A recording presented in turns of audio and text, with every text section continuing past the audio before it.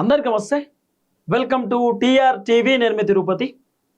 తెలంగాణ రాష్ట్ర ముఖ్యమంత్రి రేవంత్ రెడ్డి టెన్షన్లో ఉన్నాడు. రేవంత్ అన్నకు ఏం చేయాలో అర్థమైతలేదు. ఎందుకంటే ఇన్ని రోజులు రేవంత్ అన్న కేసీఆర్ బయటకు వస్తలేడు, కేసీఆర్ మాట్లాడతలేడు, కేసీఆర్ ఫామ్ హౌస్కే పరిమితం అయిపోయాడు. ఆయన ఫామ్ హౌస్ సీఎం, ఆయన ఫామ్ హౌస్ ప్రతిపక్ష పార్టీ నాయకుడు, ఆయన బయటకు వచ్చే పరిస్థితి లేదు. కేసీఆర్ దుకాణం బంద్ అయిపోయింది, కేసీఆర్ ఖతమైపోయాడు. బీఆర్ఎస్ పార్టీ దుకాణం బంద్ అయింది, బీఆర్ఎస్ పార్టీగా అమ్ముకోవాల్సిన పరిస్థితి వచ్చింది. బీఆర్ఎస్ పార్టీ మళ్ళీ అధికారంలోకి రాదు, BRS party chapter close. BRS party సచిన శవంతో సమానం. ఆ శవానికి ముస్తాబేస్తే అది లేవదు, బీఆర్ఎస్ పార్టీ కూడా లేవదు. కేసీఆర్ మళ్ళీ అధికారంలోకి వచ్చే పరిస్థితి లేదు. కేసీఆర్ అసలు ఎమ్మెల్యేగానే గెలవడు, అసలు డిపాజిట్లు కూడా రావు, కేసీఆర్కు ప్రతిపక్షం కూడా దక్కదు. ఇవన్నీ రేవంత్ రెడ్డి చెప్పినటువంటి మాట, ఇవన్నీ రేవంత్ అన్న డైలాగులు కొట్టినటువంటి మాట. ఇప్పుడు రేవంత్ అన్న టెన్షన్లు ఉన్నాడు. రేవంత్ అన్నకు అసలు ఏం చేయాలో అర్థమైతలేదు. ఎందుకంటే ఇన్ని రోజులు సైలెన్స్గా ఉన్నటువంటి వ్యక్తిని రేవంత్ అన్న రెచ్చగొట్టి రకరకాల మాటలు చెప్పి రేవంత్ అన్న పొద్దుగాల లేచి కేసీఆర్ని తిడుతున్నప్పుడు కూడా కేసీఆర్ ఎక్కడ రెస్పాన్స్ కాలే, కేసీఆర్ ఎక్కడ కూడా మాట్లాడలే. కానీ కేసీఆర్ ఒకసారి ఆ ప్రెస్ మీట్లో మాట్లాడిండు. కేసీఆర్ ఒకసారి బీఆర్ఎస్ పార్టీ ఆఫీస్కి వచ్చినప్పుడు ఆ ప్రెస్ మీట్లో నా సావు గురించి మాట్లాడుతున్నారు, నేనేం తప్పు చేసినా, నేనేం పాపం చేసినా, వయసులో పెద్దోని నన్ను పట్టుకొని గట్లా అంటారా, గట్లా అనొద్దు కదా అని చెప్పి కేసీఆర్ ఎమోషన్ అయిండు. అప్పుడు కూడా రేవంత్ రెడ్డి కేసీఆర్ అన్నటువంటి మాటలను పట్టించుకోలే, వినలే. కేసీఆర్ పాపం బాధపడుతున్నా కూడా రేవంత్ రెడ్డి ఇంకా భారీ బహిరంగ సభలలో కేసీఆర్ సాగు కోరుకున్నాడు, కేసీఆర్ ఉద్దేశించి తిట్టిండు, కేసీఆర్ని విమర్శలు చేసిండు. కేసీఆర్ మస్తు సైలెన్స్ ఉన్నాడు. దాదాపు 2.5 సంవత్సరాలు కేసీఆర్ ఎక్కడో కూడా బయటికి రాలేదు, మాట్లాడలేదు, రెస్పాన్స్ కాలేదు. రేవంత్ రెడ్డి ఎన్ని తిట్టినా, రేవంత్ రెడ్డి ఎన్ని వాగినా, రేవంత్ రెడ్డి ఎన్ని విమర్శలు చేసినా కేసీఆర్ పూరా సైలెన్స్ ఉన్నాడు. కానీ కేసీఆర్ కేటీఆర్ తోటి, హరీష్ రావు తోటి మాట్లాడిచ్చిండు. తర్వాత కేటీఆర్ తోటి అసెంబ్లీలో కూడా గట్టిగా మాట్లాడిచ్చిండు, హరీష్ రావు కూడా అసెంబ్లీలో బలంగా మాట్లాడిండు. సో మొత్తానికి కేసీఆర్ సైలెన్స్ ఉండి బ్యాక్ ఎండ్ మొత్తం కేటీఆర్ హరీష్ రావు తోటి పార్టీ అంతా నడిపించిండు, ప్రతిపక్షం అంతా కూడా నడిపించిండు. అయితే ఇప్పుడు రేవంత్ అన్నకు ఉన్నటువంటి పెద్ద టెన్షన్ అయింది చెప్పనా, కేసీఆర్ మాస్ ఎంట్రీ ఇవ్వబోతున్నాడు. ఇప్పుడు కేసీఆర్ రీ ఎంట్రీ ఇవ్వబోతున్నాడు, మళ్ళీ కేసీఆర్ జనాల్లోకి రాబోతున్నాడు. కేసీఆర్ ముఖ్యమంత్రి ఉన్నప్పుడు కూడా ఆయన ప్రతిసారి జనాల్లోకి రాలే. కేసీఆర్ భారీ బహిరంగ సభలు ఉన్నప్పుడు, మీటింగ్లు ఉన్నప్పుడు, ప్రెస్ మీట్లు ఉన్నప్పుడు బయటకు వస్తుండే, శంకుస్థాపనలు ఏమైనా ఉన్నప్పుడు బయటకు వస్తుండే, కనబడుతుండే, మళ్ళీ ఎర్రబల్లి ఫామ్ హౌస్కో ప్రగతి భవన్లోనే ఉంటుండే. కేసీఆర్ ఇప్పుడు జనాల్లోకి రావడానికి బలమైనటువంటి కారణం ఏంది చెప్పనా, జనాలు కేసీఆర్ని పిలుస్తురు, జనాలు కేసీఆర్ని చూడాలంటున్నారు. మంచో చెడో కేసీఆర్ ఉన్నప్పుడే బాగుంటుండే. రేవంత్ రెడ్డి పోవాలి, కేసీఆర్ రావాలంటారు జనం. కాంగ్రెస్ పోవాలి, బీఆర్ఎస్ రావాలంటారు జనం. కేసీఆర్కు సినిమా మొత్తం అర్థమైపోయింది. హైడ్రా బాధితులు కేసీఆర్ని పిలుస్తురు, భూదాన్ భూములు సంబంధించిన బాధితులు కేసీఆర్ని పిలుస్తురు, లగిచెర్ల బాధితులు కేసీఆర్ని పిలుస్తురు, ఫార్మా కంపెనీ పెడతామని భూములు ఖతం చేస్తున్నటువంటి ఆ బాధితులు కేసీఆర్ని పిలుస్తురు. ఇట్లా మాట్లాడుకుంటూ పోతే నిరుద్యోగులు కేసీఆర్ని పిలుస్తురు, వృద్ధులు కేసీఆర్ని పిలుస్తురు, మహిళలు కేసీఆర్ని పిలుస్తురు, చదువుకున్న విద్యార్థులు కేసీఆర్ని పిలుస్తురు. ఎందుకు పిలుస్తురు కేసీఆర్ని? మంచో చెడో కేసీఆర్ ఉండాలి, కేసీఆర్ కనబడితే చాలు, కేసీఆర్ మాట్లాడితే చాలు, కేసీఆర్ మా గురించి పోరాటం చేస్తే చాలంటున్నారు.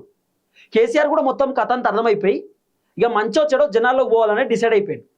అందుకే మొన్న జగిత్యాల్లో భారీ బహిరంగ సభ, ఆ తర్వాత నేరుగా బీఆర్ఎస్ పార్టీ ఆఫీస్కి వచ్చిండు. బీఆర్ఎస్ పార్టీ ఆఫీస్లో 26th యానివర్సరీ బీఆర్ఎస్ పార్టీకి సంబంధించిన మీటింగ్లో పాల్గొన్నాడు. బీఆర్ఎస్ పార్టీ లీడర్లతో మాట్లాడిండు, రేవంత్ రెడ్డి ప్రభుత్వాన్ని గట్టిగా విమర్శించిండు. తర్వాత ఒక ఎంపీ తెలంగాణ ఆంధ్రాన్ని పట్టుకొని ఏదో ఇష్టమైనట్టు మాట్లాడాడు కదా, ఆ ఎంపీని పట్టుకొని తిట్టిండు.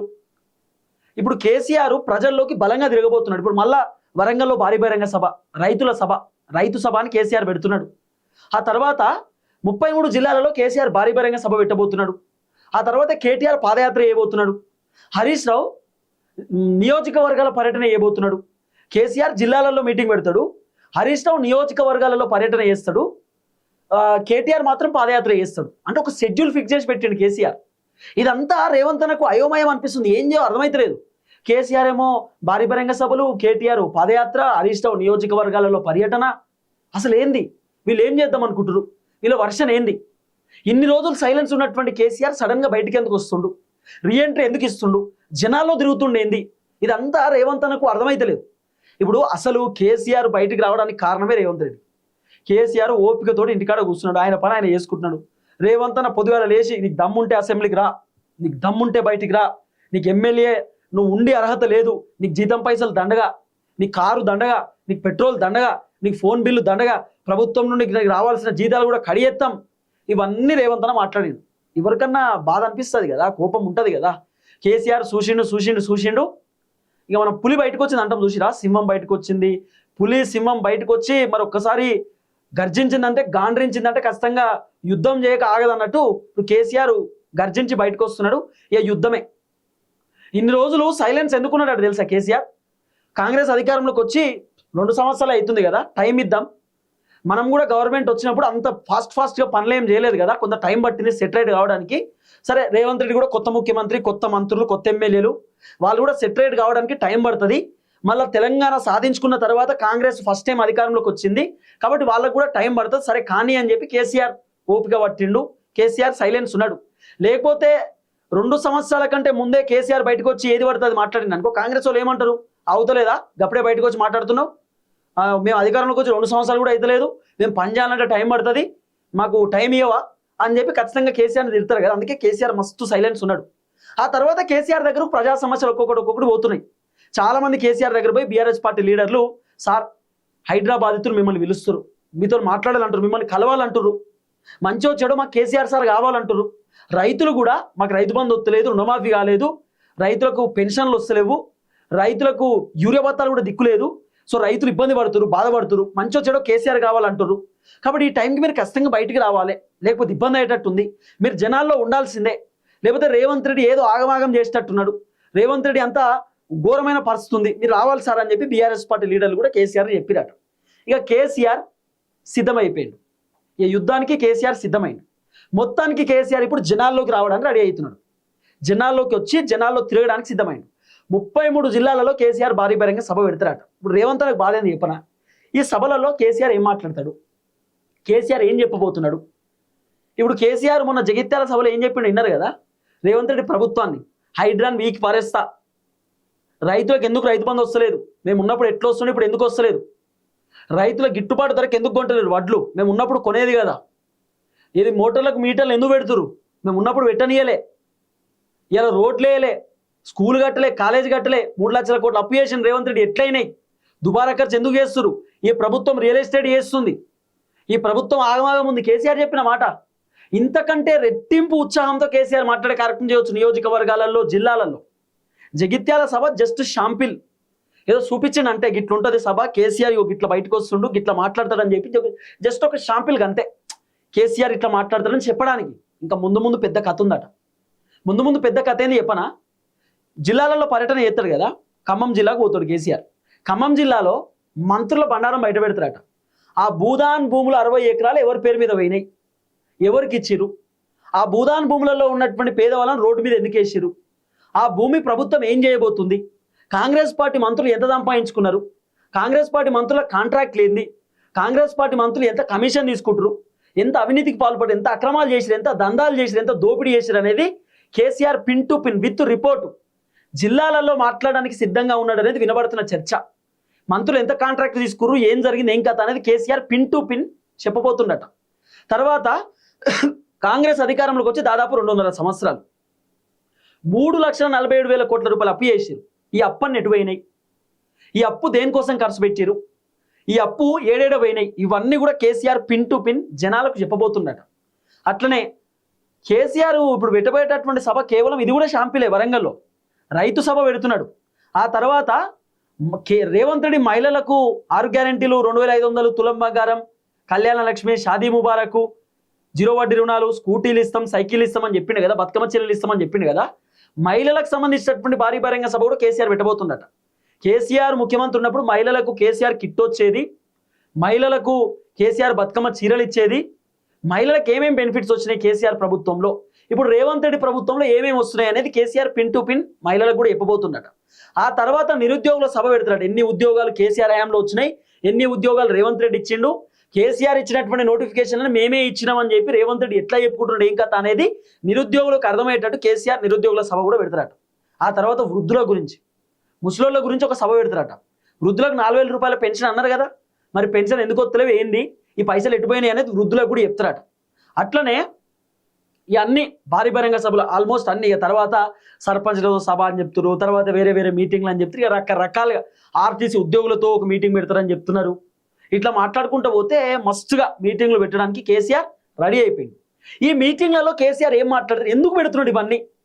అధికారంలోకి రానికి పెడుతున్నాడా, లేకపోతే కాంగ్రెస్ ప్రభుత్వం ఖతం కావాలని పెడుతున్నాడా, కాంగ్రెస్ మళ్ళీ కనబడొద్దని పెడుతున్నాడా? అసలు ఎందుకు? కేసీఆర్ ఏం మాట్లాడతాడు, ఏం చెప్తాడు జనాలకు?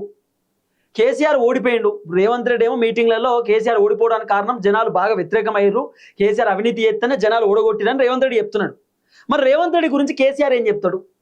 నాకు తెలిసి, నాకున్న సమాచారం, నాకున్న సోర్సు, నాకున్న అవగాహన ప్రకారం అయితే కేసీఆర్ భారీ బహిరంగ సభలలో రేవంత్ రెడ్డి ప్రభుత్వం వర్సెస్ కేసీఆర్ ప్రభుత్వం, కేసీఆర్ ప్రభుత్వంలో ఏం జరిగింది, రేవంత్ రెడ్డి ప్రభుత్వంలో ఏం జరుగుతుంది అనేది డిఫరెన్షియేషన్ చెప్పొచ్చు. ఇప్పుడు 10 సంవత్సరాలు ముఖ్యమంత్రి ఉంటే కేసీఆర్, 10 సంవత్సరాలు తెలంగాణ రాష్ట్రంలో బీఆర్ఎస్ అధికారంలో ఉంటే 7 లక్షల కోట్ల అప్పైంది. రేవంత్ రెడ్డి వచ్చినటువంటి 2.5 సంవత్సరాలలోనే 3,47,000 కోట్ల రూపాయలు అప్పైందంటే రేవంత్ రెడ్డి ఏం అభివృద్ధి చేసిండు, ఏం కథ అనేది చూడాలి కదా.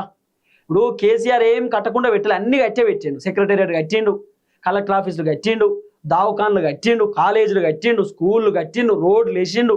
అన్ని కేసీఆర్ పల్లెంలా బిర్యానీ పెట్టిపోయిండు. కాకపోతే కేసీఆర్ కూర్చొని తినలే, రేవంత్ రెడ్డి తింటున్నాడు. అన్ని అరేంజ్మెంట్ చేసి పోయిన కేసీఆర్, ఆయన అరేంజ్మెంట్ చేసినా కూడా ఉన్నది తింటలేడు రేవంత్ రెడ్డి. ఇంకా కొత్తయి, నాకు ఈ బిర్యానీ నచ్చలే, నాకు మటన్ బిర్యానీ కావాలి, నాకు ప్రాన్స్ కావాలన్నట్టు ఉన్నది కథ అంతా చూస్తుంటే. ఇట్లా ఇక రేవంత్ రెడ్డి పర్ఫార్మెన్స్, రేవంత్ రెడ్డి కథ, రేవంత్ రెడ్డి ఏం చేసిండు, ఏం కథ, ఆయన పరిపాలన ఎట్లుంది, కాంట్రాక్ట్లు బిల్లులు పోతున్నాయా లేదా, లేకపోతే గవర్నమెంట్ ఎంప్లాయీస్కి జీతాలు చక్కగా పోతున్నాయా లేదా, రిటైర్డ్ అయిన ఎంప్లాయీస్ పరిస్థితి ఏంది, ఇవన్నీ కూడా కేసీఆర్ ఖచ్చితంగా pin to pin Revanth Reddy ప్రభుత్వాన్ని ఉద్దేశించి మాట్లాడే కార్యక్రమం చేయొచ్చు అనేది వినబడుతున్న చర్చ. ఇక కేసీఆర్ రీఎంట్రీ అని ఎప్పుడైతే వినబడుతుందో రేవంత్ అనకు వణుకుబుడుతుంది. అప్పుడు రీఎంట్రీ ఏంది, అనవసరంగా సైలెన్స్ ఉన్నోని నేనే గెలికినా, సైలెన్స్ ఉన్నోని నేనే అనవసరంగా కేసీఆర్ నువ్వు దమ్ముంటేరా అని చెప్పి ఊకే అన్నా. ఇక కేసీఆర్ కోపం వచ్చి బయటకు వస్తుండు, ఇక నా దుకాణం బంద్ అయినట్టే అని చెప్పి రేవంత్ రెడ్డికి అంత అర్థమైపోయింది ఆల్మోస్ట్. అందుకే రేవంత్ అన్న టెన్షన్లో ఆగమాగం అవుతున్నాడు. అందుకే కేసీఆర్ ఏదైనా భారీ బహిరంగ సభ పెడితే ఆ సభకు ఆపోజిట్ సభ పెడుతున్నాడు. ఆ సభకు ఆపోజిట్ పెట్టి ఆ సభను డైవర్ట్ చేయడానికి రేవంత్ రెడ్డి విశ్వ ప్రయత్నాలు చేస్తారు. కారణం ఏంది, కేసీఆర్ అంటే భయం. అబ్బా ఈ సభను అడ్డుకోవాలని చెప్పి మొన్న జగిత్యాల కేసీఆర్ సభ పెడితే ఆయన కాటారంలో పెట్టిండు. కేసీఆర్ బీఆర్ఎస్ పార్టీ ఆఫీస్లో మీటింగ్ పెడితే రేవంత్ రెడ్డి అజారుద్దీన్, కోదండరాం సంబంధించిన ప్రమాణ స్వీకారం పెట్టిండు. కేసీఆర్ ఏదో ప్రెస్ మీట్ పెడితే Revanth Reddy media chit chat పెట్టిండు. ఇట్లా ఇవన్నీ ఉన్నాయి. కాబట్టి రేవంత్ రెడ్డి ఆల్మోస్ట్ కేసీఆర్ని చూసి భయపడుతున్నాడు. ఇది ఓపెన్ ఫ్యాక్ట్. నన్ను అడిగితే కేసీఆర్ రీఎంట్రీతో రేవంత్ రెడ్డి దుకాణం బంద్ కావచ్చు. చూద్దాం ఏం జరగబోతుందో. దయచేసి వీడియో అందరూ షేర్ చేయండి. అందరికీ నమస్తే, థ్యాంక్ యూ సో మచ్. జై తెలంగాణ.